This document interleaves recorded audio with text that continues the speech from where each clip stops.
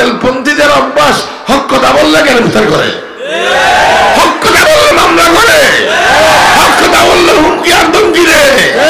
এই বাতিল গোষ্ঠীরা, এই নাস্তিক মুরতাদেরা, এই নাস্তিক মুরতাদের দালালেরা, এই মুনাফিকরা, আপনারা জেনে রাখুন, আপনারা যতই হুমকি ধমকি দেবেন, যতই গ্রেফতার করবেন, শুধু গ্রেফতার নয়, ফাঁসির কাছতেও যদি আমাকে ঝুলান, আমি হক কথা বলা থেকে একটু পরিমাণ পিছপা হব না ইনশাআল্লাহ।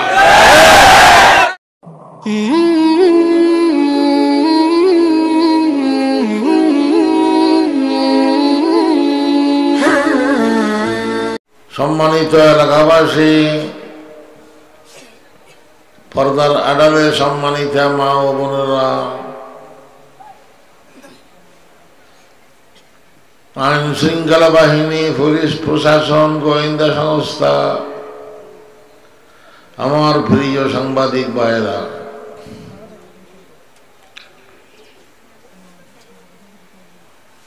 আমি অনেকটা আজকে গতকাল এবং আজকে একটু অসুস্থ, এটাও আল্লাহর রহমত। তারপরেও আপনাদের সাথে সাক্ষাৎ করার জন্য, এই এলাকার যুবকদের সাথে সাক্ষাৎ করার জন্য, আর তৌহিদ ফাউন্ডেশনের সদস্যবৃন্দদের সাথে সাক্ষাৎ করার জন্য এবং আপনাদের দোয়া পাওয়ার জন্য আমি এসেছি।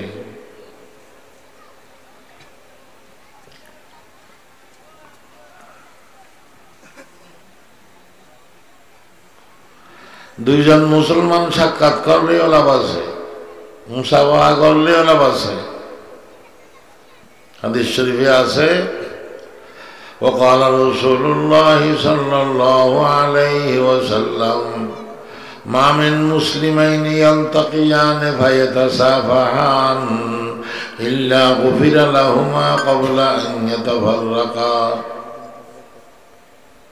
রাসূলুল্লাহ সাল্লাল্লাহু আলাইহি ওয়াসাল্লাম ইরশাদ করেছেন, দুইজন মুসলমান যদি মুলাকাত করে, মুসাফাহা করে, হাত মিলায়, তারা সেখান থেকে পৃথক হওয়ার আগে আগে আল্লাহ তাআলা তাদের গুনাহ মাফ করিয়ে দেবে।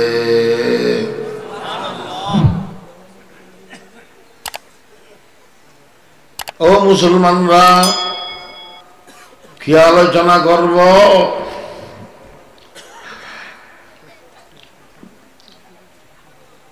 মনের অনেক ব্যথা।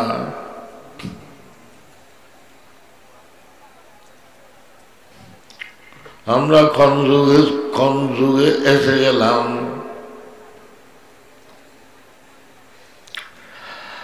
তারপরেও আল্লাহ তাআলার রহমত থেকে আমরা নিরাশ হব না ইনশাআল্লাহ। মুসলমানি ধর্ম কেমন ধর্ম? আরে ইসলাম ধর্ম কেমন ধর্ম?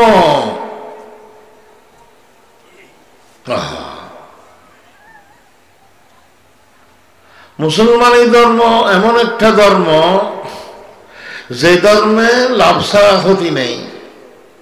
বলেন, যে ধর্মে লাভ ছাড়া ক্ষতি নেই।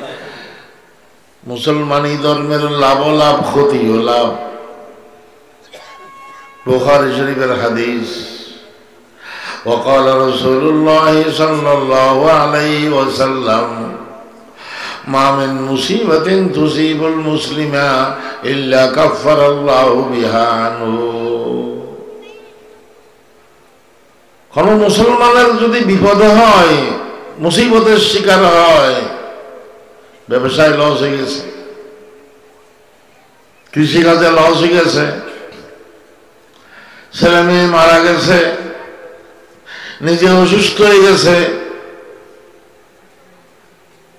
এইরকম কোন মুসলমানের যদি বিপদ হয়, মুসিবতের শিকার হয় কোন মুসলমান, আল্লাহ তাআলা সেই বিপদের উসিলায়, সেই মুসিবতের উসিলায় আল্লাহ তাআলা ওই মুসলমানের অনেক অনেক গুনাহ মাফ করিয়ে দেবে। আরে ভাই, মুসলমানের গায়ের জ্বর হলে গুনাহ মাফ হয়? হাদিস শরীফ আছে গায়ে জ্বর হলে গুনাহ মাফ হয়। হাত্তা আল্লাহ রাসূল বলেছেন এমনকি কোন মুসলমান যদি তার হাতে কাঁটা লাগে, কাঁটার আঘাত হয়, তখনও সে মুসলমানের অনেক গুনাহ মাফ হয়ে যায়। আল্লাহ কেমন ধর্ম রে! ইসলাম ধর্ম কেমন ধর্ম, প্রথম এটা বুঝতে হবে। আপনারা মুসলমান এটা অনেক কিছু, আরে আমরা মুসলমান এটা অনেক কিছু। দেখবেন কিয়ামতের মাঠে রোজা হাসরে কি অবস্থা হয়। ইয়া আল্লাহ ইয়া আল্লাহ।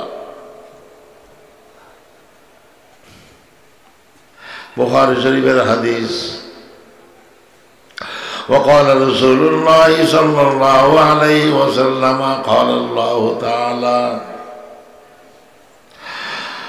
إذا ابتليت عبدي بحبيبتيه فصبر أوسته عنهما الجنة يريد عينيه। হাদিসে কুদসি আল্লাহ তাআলা নিজেই বলেছেন, আমার কোন বান্দা বান্দী যদি অন্ধ হয়ে যায়, কি হয়ে যায়? অন্ধ হয়ে যায়, আঁধা হয়ে যায়, যদি সে সবর করতে পারে, আমি তাকে তার দুই চোখের বদলায়, তাকে আমি তার দুই চোখের বদলায় বিহস্ত দান করব।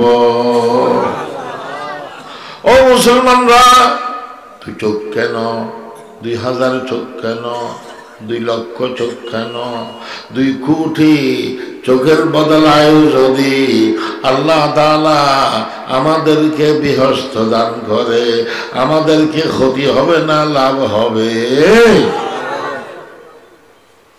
नहीं जिनसे सवाबे आखिरत की आरज़ू मुझको, अरे नहीं जिनसे सवाबे आखिरत की आरज़ू मुझको, वो सौदागर हूँ मैंने नफा देखा है खसारे में, वो सौदागर हूँ मैंने नफा देखा है खसारे में। मुसलमानी धर्म एमन धर्म যে ধর্মের লাভ লাভ ক্ষতিও লাভ। আরে আরে দুনিয়ার কিছু ক্ষতি হলেও, দুনিয়ার 60-70 বছরের হায়াতের জীবনের কিছু ক্ষতি হলেও আখিরাতের অফুরন্ত জীবন 60-70 কোটি বছর, তার চেয়ে আরো বেশি জীবনের লাভ হবে।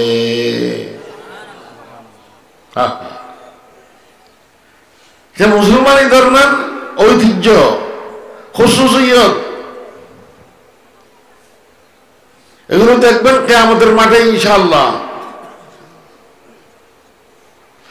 আরো একটা কথা বলতে হয়, কিয়ামতের মাঠে এই সুযোগ সুবিধা, এই ফ্যাসিলিটি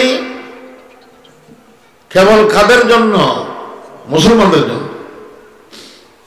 গুনাহ মাফ হবে, এই কারণে সে কারণে গুনাহ মাফ হবে, আল্লাহর রহমতে বিহস্তে চলে যাবে। বলেন না আলহামদুলিল্লাহ।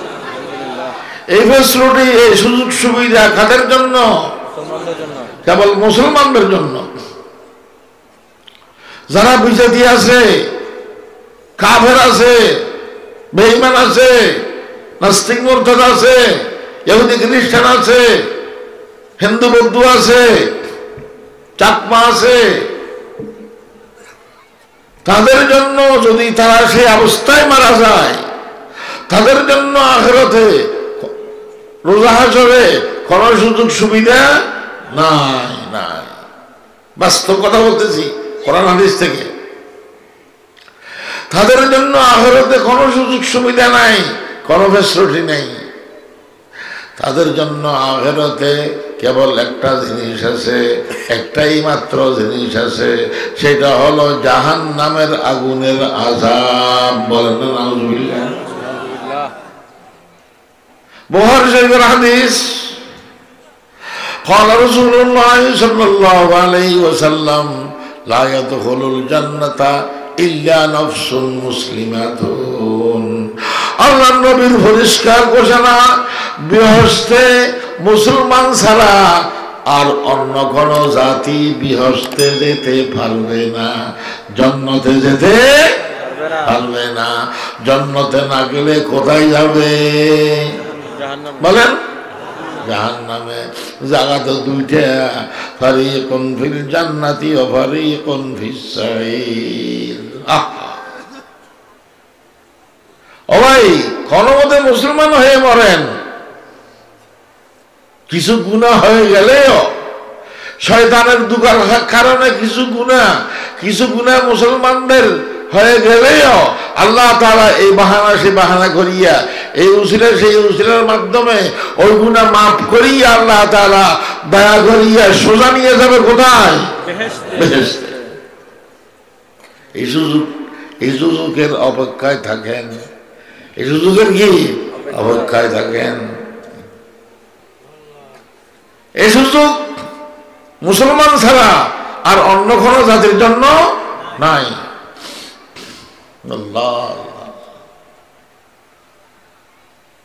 আপনারা মুসলমান, এটা অনেক কিছু, আমি মুসলমান, এটা অনেক কিছু। আল্লাহ তাআলা ইচ্ছা করলে আমাদেরকে হিন্দু বানাতে পারতেন, ঠিক না বেটি? বৌদ্ধ বানাতে পারতেন, ইহুদি খ্রিস্টান বানাতে পারতেন, কিন্তু আল্লাহ তাআলা দয়া করিয়া আমাদেরকে বানাইছে মুসলমান। বলেন না একবার অন্তরের অন্তরস্থল থেকে আলহামদুলিল্লাহ। আলহামদুলিল্লাহ লাম ইয়াতিনি আজলি, আলহামদুলিল্লাহ লাম ইয়াতিনি আজলি হাত্তা তাসাইতু মিনাল ইসলামে সিরবালা। ওগো আল্লাহ, আমি তোমার শুকর করি, তুমি যে আমারে মুসলমান বানাইছো। আজকে বুঝে না আসলেও ওই সময় বুঝে আসবে, রোজা হাসরে বুঝে আসবে। ফাসাউফা তারাইবান কাজাবাল গুবারু, ফাসাউফা তারাইবান কাজাবাল গুবারু আফারসুনতা তারজিলিকা মাহিমারু। ও মুসলমানরা, আমাদের দেশে পঙ্গু ছেলে জন্ম হয় না, লুলা ছেলে জন্ম হয় না, হাত নাই পা নাই, পঙ্গু ছেলে, কল্লা নাই, মাথা নাই। মা বাবা পেরেশান হয়, টেনশন ভোগ করে। ও পঙ্গু ছেলের মা, ও সম্মানিত মা বোনেরা, আল্লাহ নবীর খুশখবরি শুনেন, আল্লাহ নবীর সুসংবাদ শুনেন। পঙ্গু ছেলের কারণে, মিশকাত শরীফের হাদিস, এই পঙ্গু ছেলে কাল রোজা হাসরে নিজের মায়ের পার্শ্বে দাঁড়াবে, আম্মার পার্শ্বে দাঁড়াবে। এই পঙ্গু ছেলের পেটের নাভি হবে লম্বা। বলেন, পেটের নাভি কি হবে? লম্বা। হাদিসের ভাষায় ইয়াজুরু উম্মাহু বিসরারিহি ইলাল জান্নাহ, ইয়াজুরু উম্মাহু বিসরারিহি ইলাল জান্নাহ। এই পঙ্গু ছেলে, এই লুলা ছেলে তার পেটের লম্বা নাভি দিয়ে মাকে পেছাইয়া টেনে টেনে টেনে টেনে টেনে টেনে সোজা নিয়ে যাবে বেহেশতে। হায় হায় হায়। এই সমস্ত সুযোগ সুবিধা দেখবেন কিয়ামতের মাঠে। একটু অপেক্ষায় থাকেন, রোজা হাসরের দেখবেন সেই সময়ের অবস্থা, অবাক হয়ে যাবেন। কেমন আল্লাহ! আল্লাহ তাআলা কোন দরখাস্ত ছাড়া, কোন আবেদন করা ছাড়া আমাদেরকে মুসলমান বানাইছেন। দয়াবান আল্লাহ, মেহেরবান আল্লাহ, রহমান আল্লাহ। হ্যাঁ, সহিহ হাদিস শরীফে আছে, আল্লাহর খজিনায়, আল্লাহর ট্রেজারিতে 100 প্রকারের রহমত আছে। কয় প্রকারের? আনজালা মিনহা ওয়াহিদাতান। এই গোটা বিশ্বকে, এই গোটা দুনিয়াকে আল্লাহ তাআলা পরিচালনা করার জন্য কেবল একটি রহমত নাজিল করেছেন, এক প্রকারের রহমত নাজিল করেছেন গোটা দুনিয়াকে পরিচালনা করার জন্য। আল্লাহ নবীর ভাষা হাদিস, ফাবিহা ইয়াতাআতাবুন ওয়া বিহা ইয়াতারাহামুন ওয়া বিহা ইয়াতিবুল ওয়াহশু আলা ওয়ালাদিহা।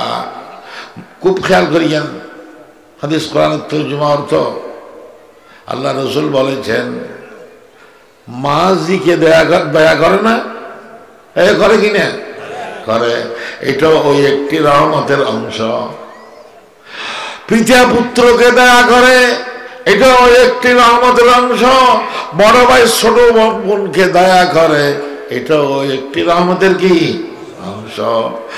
দয়া মায়ার যত সংসার আছে, যত কারখানা আছে, এগুলো ওই একটি রহমতের অংশ।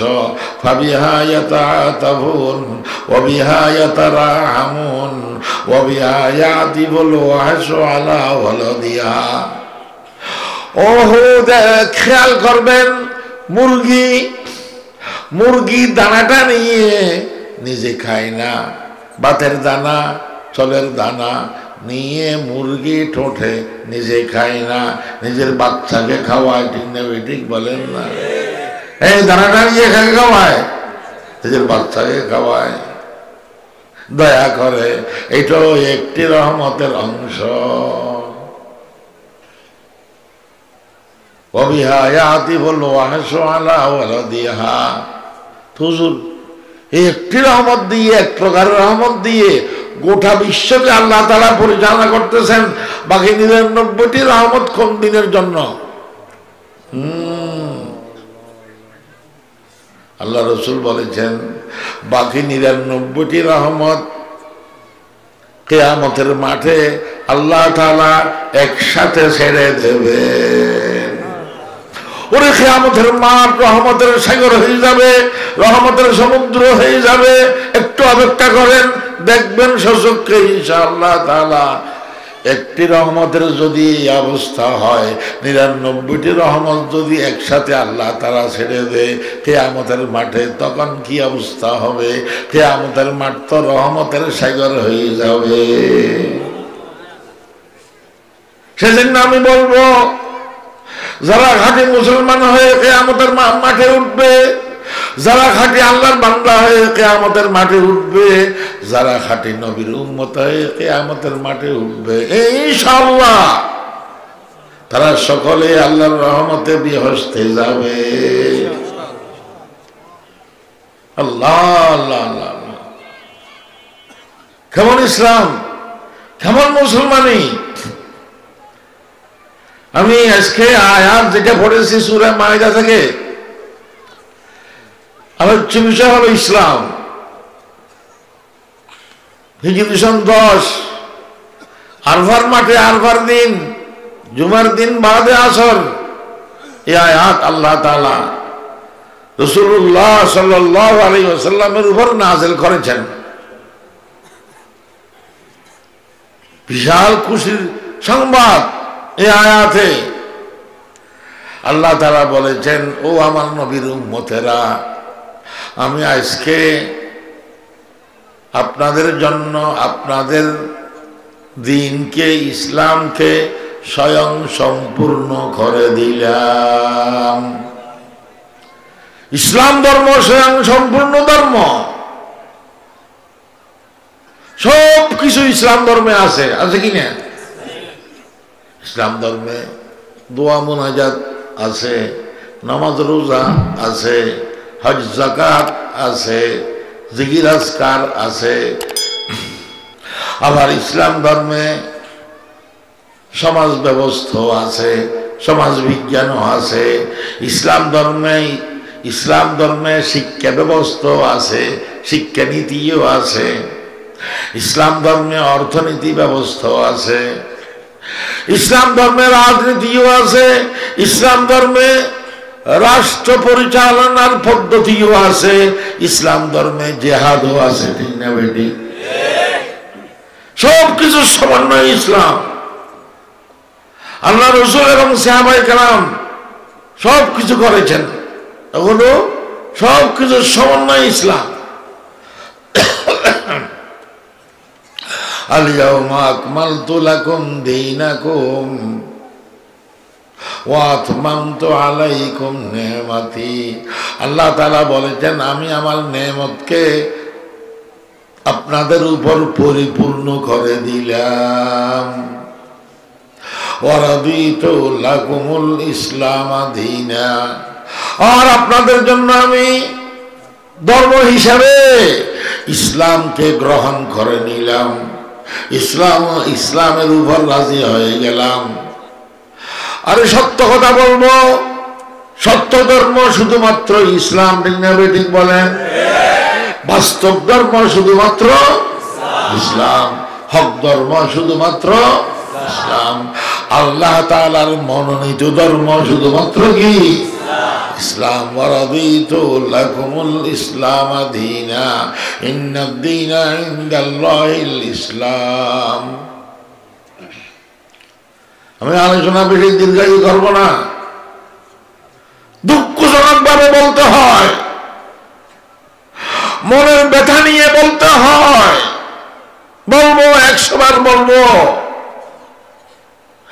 আজকে আমি অসুস্থ হলেও তৌহিদ ফাউন্ডেশনের মাশাআল্লাহ যুবকদের সদস্যদের এই আয়োজন দেখিয়া, আপনাদের এই উপস্থিতি, এই নুরানি মজমা দেখিয়া আমি অনেকটা সুস্থ হয়ে গেছি।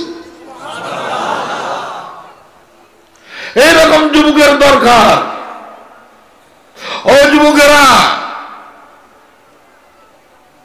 তৈরি থাকেন, অনেক কিছু করতে হবে, অনেক বিসর্জন দিতে হবে, অনেক কোরবানি দিতে হবে, ঠিক না ঠিক বলেন? মাশাআল্লাহ, তৌহিদ ফাউন্ডেশনের যুবকেরা, আপনাদের এলাকার ছোট ছোট ছেলেরা, এত সুন্দর আয়োজন, এত মানুষ হবে আমি তো ধারণাও করি নাই।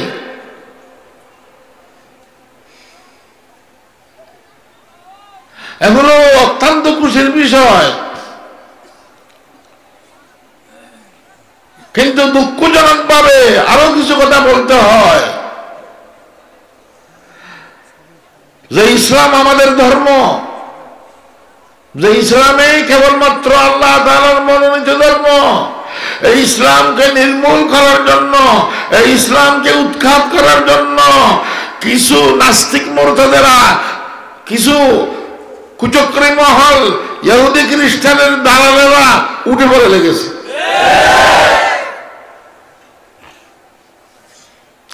বাংলার বুক থেকে, বিশ্বের বুক থেকে ইসলামকে উৎখাত করার জন্য ওই নাস্তিকেরা, ওই ইহুদি খ্রিস্টানরা যারা উঠে পড়ে লেগেছে, আমি তাদের উদ্দেশ্যে দর্দহীন ভাষায় বলবো, ও ইহুদিরা, ও খ্রিস্টানরা, ও ইসলামের শত্রুরা, ও নাস্তিক মুরতাদরা, আপনারা জেনে রাখেন, ইতিহাস প্রমাণ করেছে যারা ইসলামকে উৎখাত করতে চাইবে, ইসলাম বাকি থাকবে, তারাই উৎখাত হয়ে যাবে ইনশাআল্লাহ।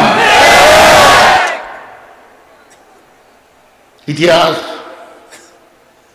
সেটা সাক্ষী, তারাই উৎখাত হয়ে যাবে ইনশাআল্লাহ। জালিম সরকার, নমরুদ সরকার, এই নমরুদ ছিল বড় একজন সন্ত্রাসী, বড় একজন জালিম। এই নমরুদ ইসলামের বিরুদ্ধে, ঈমানের বিরুদ্ধে ষড়যন্ত্র করেছিল। হযরত ইব্রাহিম আলাইহিস সালাম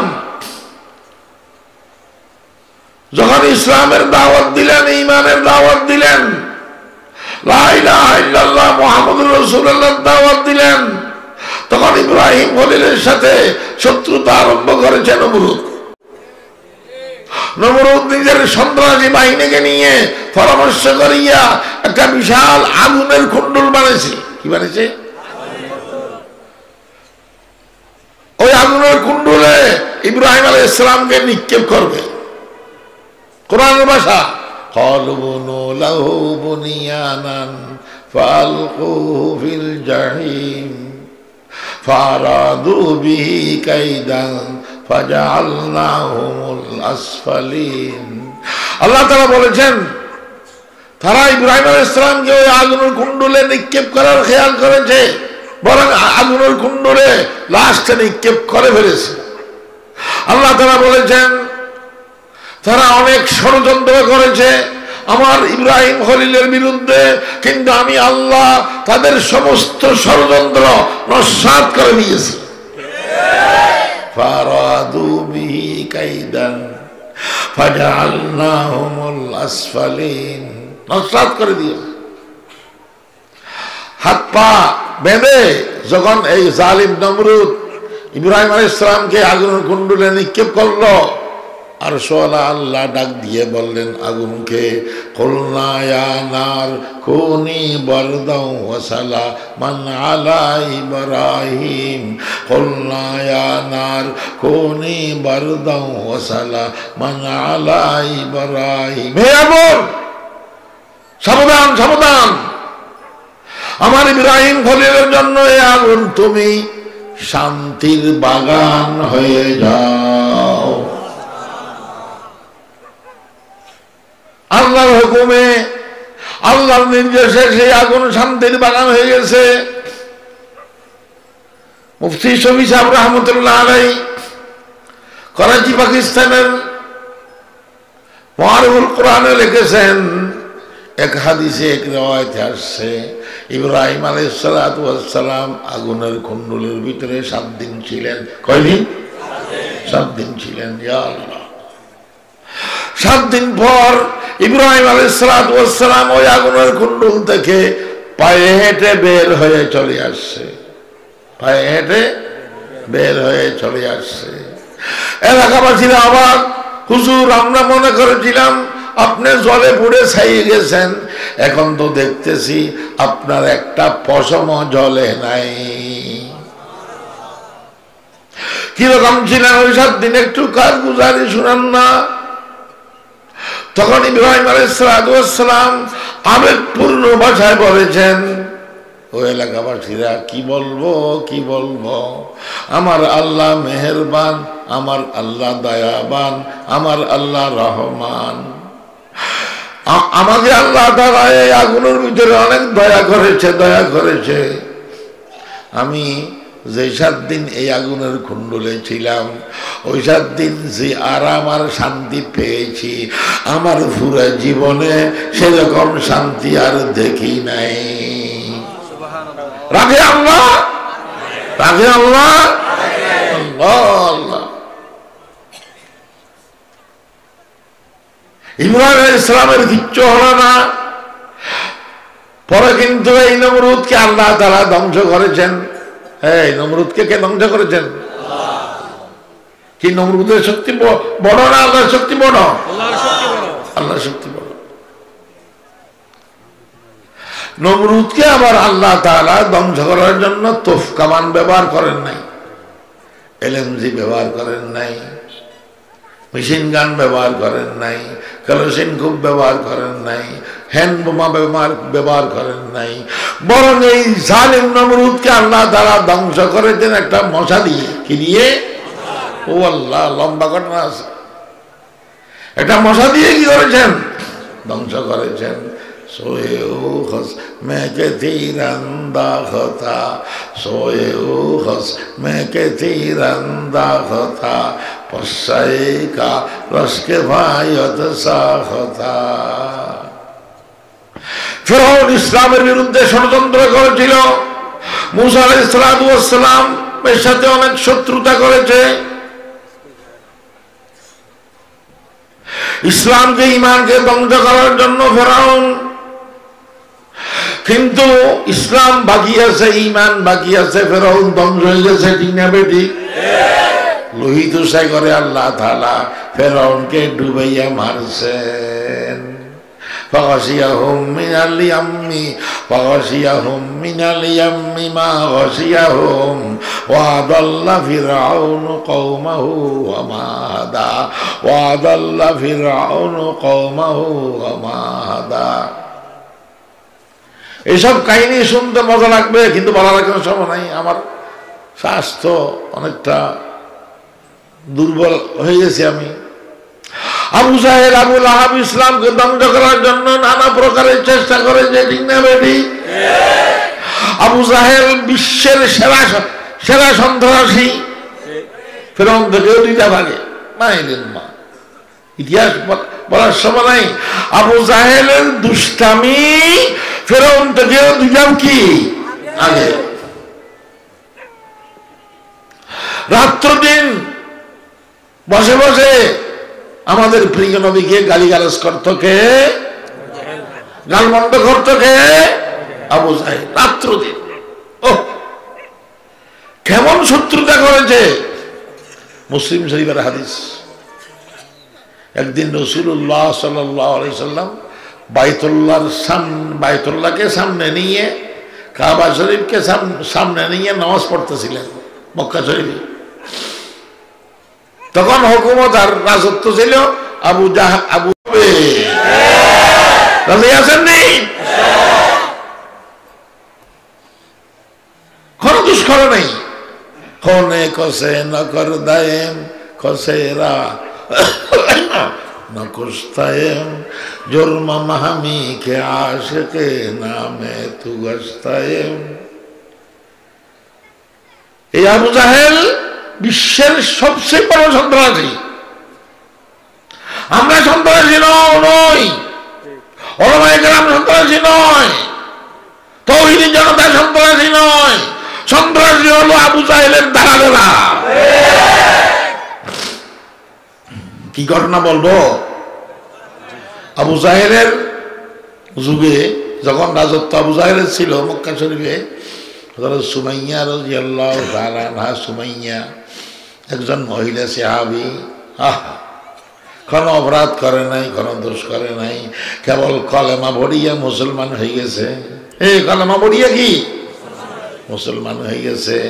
সে কারণে এই আবু জাহেল সুমাইয়া রাদিয়াল্লাহু তাআলা আনহাকে গ্রেফতার করলো। কি করলো? এটা বাতিল পন্থীদের অভ্যাস, এটা বাতিল পন্থীদের অভ্যাস।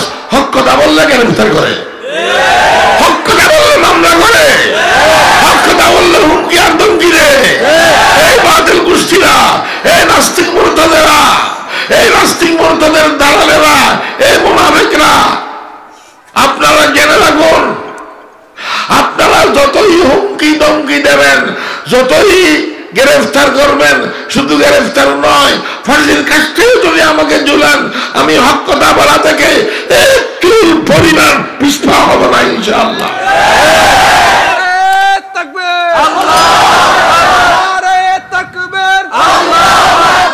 ইসলামের শত্রুরা হুঁশিয়ার সাবধান, হুঁশিয়ার সাবধান, ইসলামের শত্রুরা নারে তাকবীর।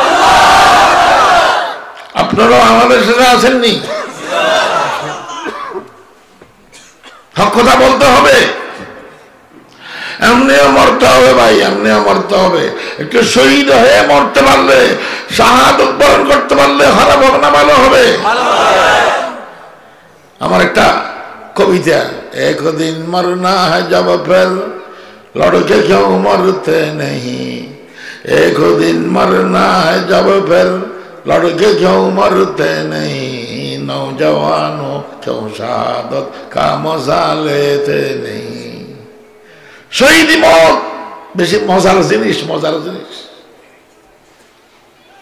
সেজন্য হযরত হামজা রাদিয়াল্লাহু আনহু শহীদ হয়ে গেছেন, মজা পেয়ে গেছেন। খুবাইব রাদিয়াল্লাহু আনহু শহীদ হয়ে গেছেন, যায়েদ ইবনে দুসিনা শহীদ হয়ে গেছেন, সুমাইয়া শহীদ হয়ে গেছেন, জান দিয়েছেন, প্রাণ দিয়েছেন, জীবন দিয়েছেন। তারপরে এই সমস্ত সাহাবীরা ঈমান ছাড়ে নাই। কি ছাড়ে নাই? আমরা তাদের অনুসারী, আমরা এই সমস্ত সাহাবায়ে কেরামের কি অনুসারী। আমাদের অবস্থা সেরকম হতে হবে।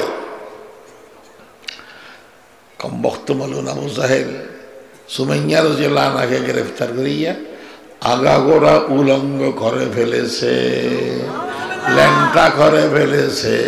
একটা বর্ষা নিয়ে হযরত সুমাইয়া রাদিয়াল্লাহু আনহার লজ্জাস্থানে আঘাত করেছে। কত বড় অমানবিক আচরণ! এটাই তো সন্ত্রাস, এটাই তো কি সন্ত্রাস। সুমাইয়া রাদিয়াল্লাহু আনহা একজন মহিলা সাহাবী, জীবন দিলেন, রক্ত দিলেন, তারপরেও ইসলাম ছাড়েন। ও মা বোনেরা, আপনারাও খেয়াল করতে হবে এইসব আলোচনা বাস্তব ঘটনা এগুলো। এ আবু জাহেল ইসলামের বিরুদ্ধে নানা প্রকারের ষড়যন্ত্র। আবু জাহেল ইসলামের রাস্তায় সবচেয়ে বড় বাধা ছিল। বদরের যুদ্ধে জিহাদের মাধ্যমে, বদরের জিহাদে কিছু আল্লাহর নবীর আশিক সাহাবীরা, কিছু সাহাবায়ে কেরামরা আবু জাহেলকে নির্মমভাবে হত্যা করে জাহান্নামে পৌঁছিয়ে দিয়েছে। আলহামদুলিল্লাহ বলেন না? এখন আবু জাহেল কোথায়? বলেন আবু জাহেল জাহান্নামী, এটা সুনিশ্চিত বলতে পারবেন। এখন বার আবু জাহেল নাই। কিন্তু ভাই, আবু জাহেল না থাকলে কি হবে? বাংলাদেশ সহ বিশ্বের বিভিন্ন জায়গায় আবু জাহেলের কিছু খালাতো ভাই আর তালাতো ভাই আছে, চিহ্নিত করতে হবে। কারা কারা আবু জাহেলের খালাতো ভাই, কারা কারা আবু জাহেলের তালাতো ভাই? দুই একজন বলেন না, বেশি না হলে মিয়া আবু জাহেল খালাতো ভাই। হ্যাঁ, ইদানিং কালে আবু জাহেলের খালাতো ভাই হলো ফ্রান্সের প্রেসিডেন্ট দুষ্ট বেয়াদব ম্যাক্রো। আবু জাহেলের বড় বড় খালাতো ভাই। আবু জাহেল আমাদের নবীকে গালমন্দ করত, গালিগালাজ করত। এই দুষ্ট বেয়াদব ম্যাক্রো আমাদের বিশ্ব নবীর ব্যঙ্গ করেছে, নবীকে নিয়ে ব্যঙ্গ করেছে, ঠিক না বেটি? কত বড় বেয়াদব! কেমন নবী? আমাদের নবী কবরের ভিতরে মুর্দা, মরা না জিন্দা? জিন্দা। বরজখে আয়াত হিসাবে জিন্দা, একেবারে জিন্দা। নবাসাদ মাউত হারগিজ আম্বিয়ারা নারিয়াক আতকিয়া ও আসফিয়ারা। নবী কবরের ভিতরে জিন্দা। ওভাউল ওফা কিতাবে আছে, এই নবীর শরীর মুবারকের সাথে, দেহ মুবারকের সাথে যে মাটি লাগা আছে, ওই মাটির দাম আল্লাহর আরশ থেকেও বেশি। আদব গাহেস্তে জেরে আসমা আজার সে নাজুকতর, আরে নফস গম কর দামি আয়াদ জোনাই দো পায়াজিদি যা। আজার সে নাজুকতর, এই মাটির দাম যদি আরশ থেকে বেশি হয়, তাহলে স্বয়ং নবীর দাম কত বেশি হবে? আমরা তো ধারণা করতে পারবো না। কেমন কলিজার টুকরা নবী! এই দুষ্ট মেক্রো আমাদের নবীর সাথে গালিগালাজ করেছে, ব্যঙ্গ করেছে। আমরা নবীর ইজ্জত সম্মান রক্ষার্থে কিছুদিন আগে ঢাকায় ফ্রান্স দূতাবাস ঘেরাও কর্মসূচি পালন করেছিলাম। একদিনের তৈরিতে 4-5 লক্ষ মানুষ হয়ে গেছে। শুনেন, আমি নিজেই খুব তাকাইয়া তাকাইয়া দেখলাম, অনেক মানুষ আছে যাদের চেহারায় দাড়ি নেই, তারাও নবীর ইজ্জত সম্মান রক্ষা করার জন্য আমাদের সাথে এসে গেছে। তখন আমি বুঝতে পারলাম, শয়তানের দুগার কারণে এখন দাড়ি না রাখলেও তার অন্তরের ভিতরে নবীর মহব্বত আছে। ইনশাল্লাহ এই মহব্বতের কারণে চেহারা একদিন না একদিন দাড়ি বের হবে।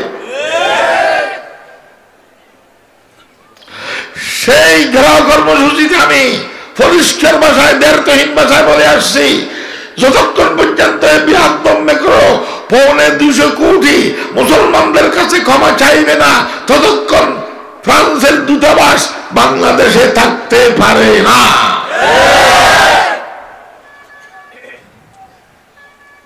কত বড় আবু জাহেলের খালাতো ভাই, হুজুর খালাতো ভাইকে একজন চিনলাম, খালাতো ভাইকে আবু জাহেলের খালাতো ভাই হলো ভারতের কসাই মোদি, ভারতের কসাই মোদি। এই কসাই মোদি বারবার মুসলমানদের অন্তরকে আঘাত করেছে। এগুলো ইসলামের বিরুদ্ধে ষড়যন্ত্র, ইসলামকে নির্মূল করার জন্য ষড়যন্ত্র। এ মোদি আল্লাহর ঘর মসজিদ বাবরি মসজিদ, আখিরাতের বাজার বাবরি মসজিদ,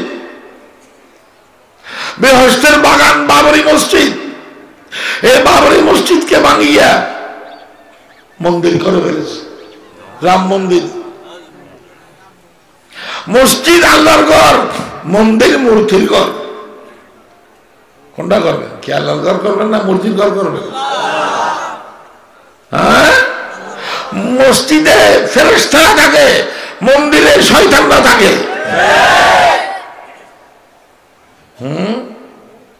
লম্বা ইতিহাস বলার সময় নাই।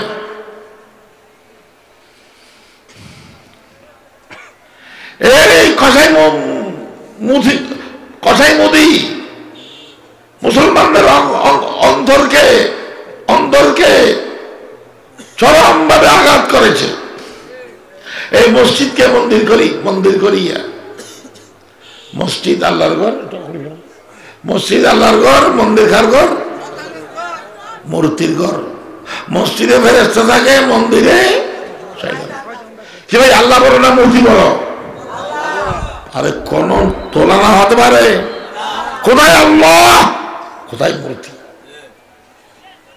আল্লাহ সবকিছু করে, আল্লাহ করতে পারে না সেরকম কোন কাম, সেরকম কোন জিনিস নাই।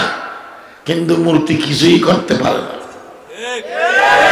সাত আসমানকে বানাইছে আমাদেরকে, ফেরেশতা, জিন, বৃহস্ত, দোজখ, লৌহ কলম, আরশ, কুরসি সব কিছু কে বানাইছে? আল্লাহ আল্লাহ আল্লাহ আল্লাহ। সর্বশক্তির মালিক কে? আল্লাহ। মূর্তি তো একেবারে অপারক, অক্ষম, কিছু করতে পারে? খুব খেয়াল করিয়েন, কিছু করতে পারে? আমি কোন ধর্মকে কটাক্ষ করি না, কোন ধর্মকে নিয়ে কটাক্ষ করা আমার অভ্যাস নয়, কিন্তু আমি কোরআনের আয়াতের অনুবাদ করতে হবে, করবো কিনা? আমার কথা নয়, আল্লাহর কথা। ইয়া আইয়ুহান নাস, কোরআনে আছে 17 পারার শেষে, ইয়া আইয়ুহান নাস দুরিবা মাসালুন ফাসতামিউ লাহ। আল্লাহ তাআলা বলেছেন, এই লোক সকলে, সুশীল সমাজে, শিক্ষিত মহল, হে দুনিয়ার মানুষ, একটা উদাহরণ শুনেন, কান পেতে শুনেন। ফাসমাউ লাহ বলে নাই, কি বলেছেন? ফাসতামিউ লাহ। কান পেতে শুনেন। জিয়াদতে লফজ, জিয়াদতে মানার উপর কি করে? দলালত করে। কান পেতে শুনেন, তাহলে তো গুরুত্বপূর্ণ উদাহরণ হবে। হ্যাঁ, আল্লাহ তাআলা বলেছেন, উদাহরণটা হলো, ইন্নাল্লাযীনা তাদউনা মিন দুনিল্লাহি লা ইয়াখলুকু যুবাবান ওয়া লা ইয়াজতামাউ লাহ। ও দুনিয়ার মানুষ, মহান আল্লাহকে বাদ দিয়ে আপনারা যেই তাগুতের পূজা করতেছেন, যে মূর্তির পূজা করতেছেন, যে মূর্তিকে লাভ ক্ষতির মালিক মনে করতেছেন, মহান আল্লাহকে বাদ দিয়ে যে মূর্তির পূজা করতেছেন, ওই মূর্তি, ওই তাগুত যদি দুনিয়ার সমস্ত মূর্তি, দুনিয়ার সমস্ত তাগুত যদি একত্রিত হয়, বাংলাদেশের মূর্তি, নেপালের মূর্তি, ভারতের মূর্তি, সব মূর্তি যদি একত্রিত হয়, আপনারা নিজের বিবেক থেকে বলবেন, সমস্ত মূর্তি যদি একত্রিত হয়, একটা মাসি বানাতে পারবে? পারবে? অক্ষম ভারত। লা ইয়াখলুকু যুবাবান ওয়া লা ইয়াজতামাউ লাহ। কোরআন আয়াতের অনুবাদ করতেছি। অক্ষম ভারত একটা মাছি বানাতে পারবে না। আল্লাহ তাআলা আসমান বানায়, জমিন বানায়, বেহেশত বানায়, দোজখ বানায়, আরশ বানায়, কুরসি বানায়, সবকিছু বানাইছে কে? আল্লাহ। কিন্তু মূর্তি একটা মাছিও তাই নয়, তাই নয়। মূর্তি পূজারীরা অনেক জায়গায় মূর্তির সামনে ফ্রেশ ফ্রেশ মিষ্টি রাখে। হ্যাঁ, টাঙ্গাইলের চমচম রাখে, কুমিল্লার রসমালাই। আপনারা নিজের বিবেক থেকে বলেন, কোন মূর্তি পর্যন্ত বড় মূর্তিও যে মূর্তির পূজা মুদি করে, কষাই মুদি করে, সেই মূর্তি একটা মিষ্টি খেতে পেরেছে? বলো না। কোন একটা মূর্তি কোন একটা মিষ্টি খেতে? শুধু তাই নয়, তাই নয়, মূর্তির সামনে মিষ্টি রাখলে সুবিধা হয় মাসির। এটা সুবিধা হয়। ওম্মা মাসির নেটওয়ার্ক খুব মজবুত, শক্ত। মূর্তির সামনে মিষ্টি রাখলে মাসি তাড়াতাড়ি চলে আসে, সাথে সাথে টেনে টেনে মূর্তি, এগুলো আল্লাহর কথা, টেনে টেনে মূর্তির সম্মুখ থেকে মাসি মিষ্টি খায়। এই মূর্তির সম্মুখ থেকে মাসি কি খায়? আল্লাহ তাআলা বলেছেন, ওয়াইয়াসলুবুহুমুল যুবাবু শাইআ লা ইস্তানকিজুহু মিনহু। কোন একটা মূর্তি কোন মাসির মুখ থেকে কোন মিষ্টি কেড়ে নিতে পেরেছে? পারবে না। কোন মাসিকে তাড়াইতে পারছে? মারতে পারছে? না না না না, কিচ্ছু না। অক্ষমবাদক যাওফাত তালিবু ওয়াল মাতলুব, যেমন রূহ তেমন ফেরেশতা।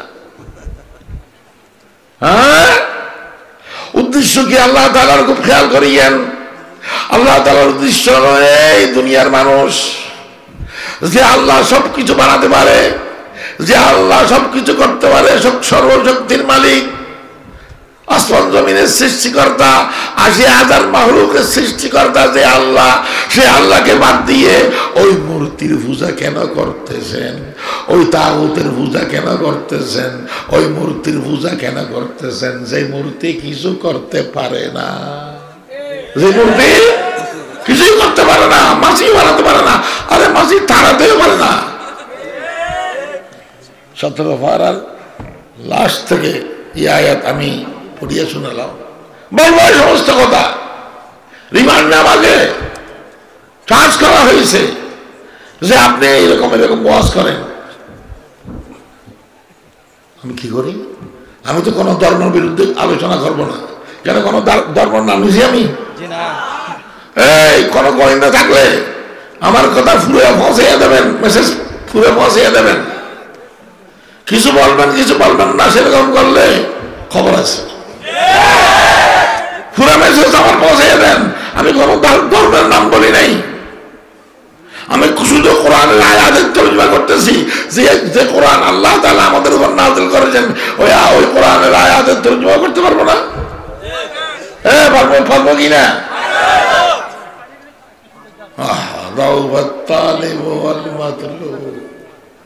কোথায় আল্লাহ, কোথায় মূর্তি? তো বেশি লম্বা আলোচনা করবো না। আবু জাহেলকে যেরকম সাহাবায়ে কেরামরা নির্মমভাবে হত্যা করিয়া জাহান্নামে পৌঁছে দিয়েছে, আমরা সাহাবায়ে কেরামের অনুসারী।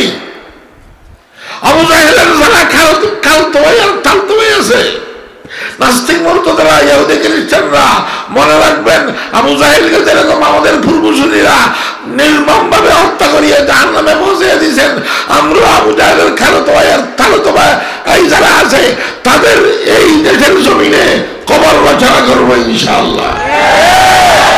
পারবেন নি যুবকেরা? তাওহীদ ফাউন্ডেশনের সদস্যবৃন্দরা, আমি কথা বন্ধ করতেছি। আরো ওয়াইজিন আছে, আমি অসুস্থ, তারপরেও ইসলাম সম্পর্কে কিছু কথা বললাম। ইসলাম কেমন ধর্ম এবং ইসলামকে উৎখাত করার জন্য কত বড় বড় ষড়যন্ত্র মেক্রো করতেছে, মোদি করতেছে। কিছুদিন আগে ইউরোপের একটা রাষ্ট্র নরওয়ে, খ্রিস্টান রাজ্য। সেই নরওয়েতে একজন বেয়াদব খ্রিস্টান এক হাতে মেস নিয়ে আরেক হাতে কোরআন শরীফ নিয়ে আমাদের কোরআন শরীফে মেসের আগুন লাগাইয়া দিছে। আরে নাউজুবিল্লাহ বলেন না, কি দুঃসাহস তার! আমাদের কোরআন শরীফে মেসের কি আগুন লাগাইয়া দিছে। একজন মর্দ মুজাহিদ ইলিয়াস দৌড়ে আসিয়া কোরআনের আগুন নিভিয়ে দিছে, আর ওই খ্রিস্টানকে জোরে লাথি মেরে 2-3 হাত দূরে সরাই দিছে। কে? ইলিয়াস মর্দ মুজাহিদ। খ্রিস্টান পুলিশরা এসে ইলিয়াসকে ধরিয়ে নিয়ে গেছে জেলে। যারা কোরআনের সাথে বেয়াদবি করেছে তাদের কোনো কি নেই, বিচার নাই। ইলিয়াস কোরআনের সম্মান রক্ষা করেছে, ইলিয়াসকে ধরিয়ে নিয়ে গেছে কোথায়? জেলখানায়। আমি এটার উপর বিবৃতি রেখেছি। আমার বিবৃতি অনেক পত্রিকায় বিবৃতি এসেছে। আমার বসে আমার বিবৃতি আমি পরিষ্কার ভাষায় বলেছি, যে দেশে কোরআনের অপমান করা হবে, যে দেশে রাসূলের অপমান করা হবে, সেই দেশের সরকারকে বলবো এই বেয়াদব যে রাসূলের সাথে বেয়াদবি করে, কোরআনের সাথে বেয়াদবি করে, সেরকম বেয়াদবের মৃত্যুদণ্ডের বিধান রেখে জাতীয় সংসদে বিল পাস করতে হবে।